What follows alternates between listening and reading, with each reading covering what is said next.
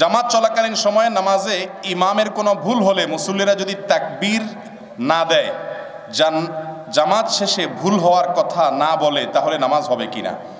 প্রথম কথা হলো তাকবীর দিবেন না, এটা ভুল প্রচলন। এদেশের 99% মানুষ এই ভুলটা করে। সেটা হলো ইমামের কোনো ভুল হলে মুক্তাদিরা পিছন থেকে কি বলে তা ভুল ধরবে, লোকমা দিবে কি দিয়া? সুবহানাল্লাহ, মাশাআল্লাহ। আপনারা তো জানেন, দেখা যায় সব শিক্ষিত এবং দিনদার এবং আলেমুলামা মানুষ এখানে, মাশাআল্লাহ। কিন্তু এদেশে বেশিরভাগ মানুষ নামাজের পরে পিছন দিয়ে কি বলে? আল্লাহু আকবার বলে। নবী করিম সাল্লাল্লাহু আলাইহি সাল্লাম বলেছেন, আত-তাসবিহু লির-রিজাল ওয়াত-তাসফিকু লিন-নিসা। ইমামের ভুল হলে পেছনে মুক্তাদি যদি মহিলা থাকে তাহলে এভাবে হাতে বাড়ি দিবে, মানে ইমাম সাহেবরে বুঝাবে যে ইমাম সাহেব বেলাইনে চলে যাচ্ছেন। কথা বুঝতে পারছেন? আর পুরুষ যদি থাকে তাহলে বলবে কি? সুবহানাল্লাহ। আমরা বলি কি?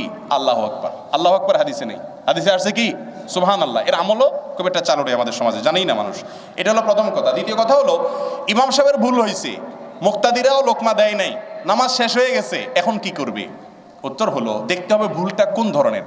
যদি ফরজ ভুল হয়ে থাকে, ফরজ তরক হয়, যেমন ইমাম 4 রাকাত 3 রাকাত পড়ে সালাম ফিরে ফেলেছে, তাহলে তো নামাজ আবার পড়তে হবে বা ওই রাকাত পড়তে হবে।